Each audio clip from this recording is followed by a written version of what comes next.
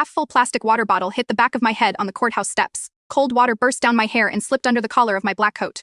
I stopped, but I didn't turn around right away. Behind me, Mark Whitaker shouted, "Emily, you actually have the nerve to show your face here." His voice cracked on my name, loud enough for everyone outside the Multnomah County Courthouse to hear. When I finally looked back, he was standing 3 steps below me with his cousins, 2 aunts, and half a dozen relatives I used to see at Thanksgiving. Several of them had their phones out, recording. "If the judge doesn't leave you with nothing today," Mark yelled, his eyes red and wild, "there's no justice in this world." Simone behind him called, "She wants money after killing her own kid." Another voice said, "She dumped that baby on an old woman so she could go make a few bucks. You don't deserve to call yourself a mother." I faced forward and kept climbing.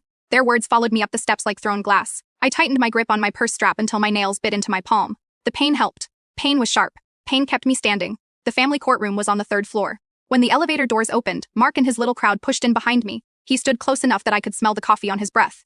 "You think dragging this out will get you more of my money?" he said under his breath. "My mother already spoke to the mediator. Everyone knows what happened. You insisted on going back to work.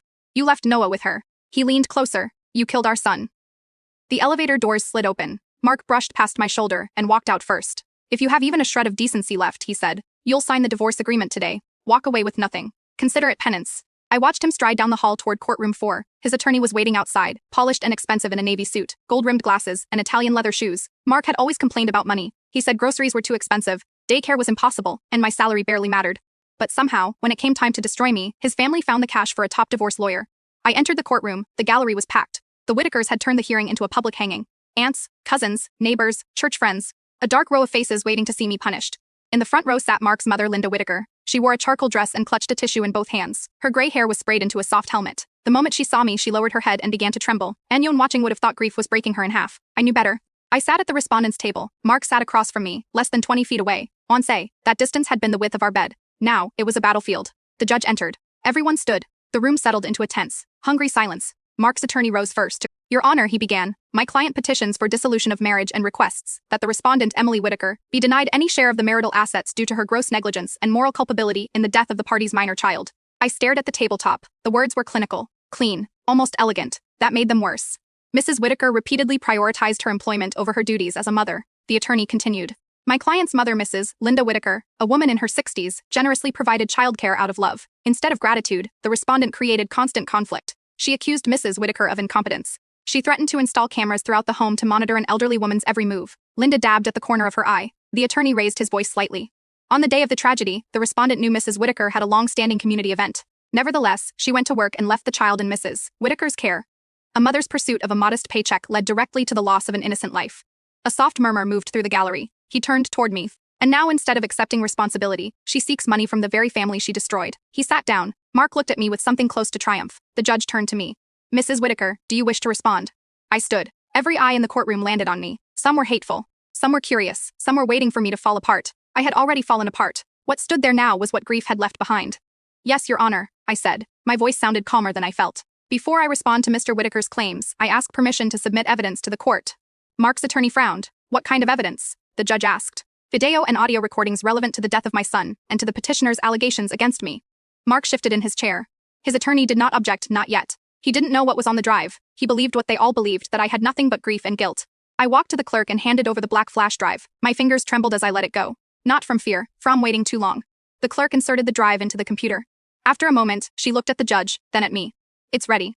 The courtroom lights dimmed. Before the image appeared, the sound came through the speakers. A small voice, thin and broken. "Mommy," my knees almost buckled. Mark's head snapped toward the screen. Linda stopped crying. The video appeared. Or living room. The angle came from the small nanny cam I had hidden on the bookshelf 2 months earlier, after Linda kept forgetting Noah's meals and leaving him unattended. Mark had called me paranoid.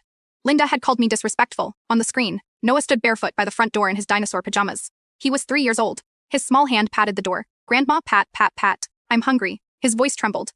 "Open the door."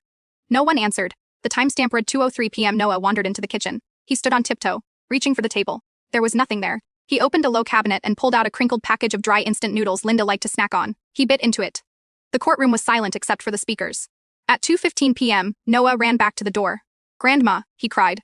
"My throat hurts." His little fists hit the door again. "Grandma, please." His cries grew hoarse. At 2:23 p.m., he slid down to the floor. At 2:31 p.m., he stopped kicking.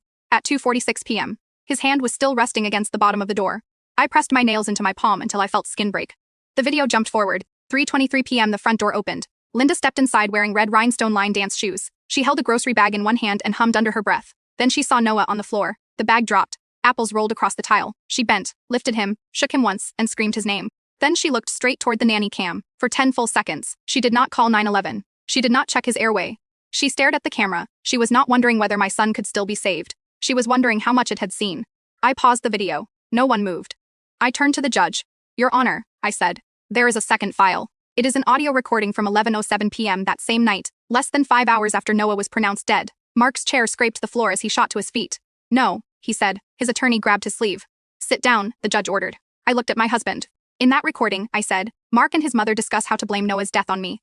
The judge allowed the audio to play. Linda's voice filled the courtroom first. Mark, listen to me. This can't land on us. The recording was slightly muffled, captured by the cloud backup from the camera's connected microphone before Mark unplugged the device. But every word was clear. Mark sounded wrecked.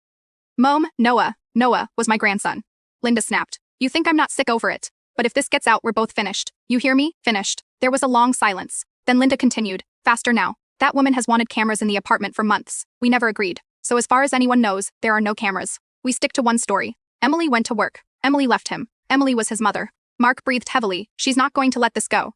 What can she do? Linda said. She's alone. She lost her child. If you divorce her now and make it clear this was her fault, people will believe you. They always believe the grieving father. Another pause. Linda's voice hardened. If the police ask, you say Emily insisted on working. If relatives ask, you say she cared more about a paycheck than her baby. If Emily screams, let her scream. Make her look unstable. Mark whispered. Okay. Say it. Emily left him. Mark said. Emily is responsible. The audio ended. The silence afterward was enormous. In the front row, Linda's tissue had fallen to the floor. Her mouth opened and closed, but no sound came out. The relatives who had recorded me outside would not look at her now. I faced the judge.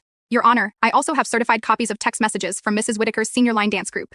At 1:58 p.m., a neighbor messaged the group saying a child was crying in our apartment.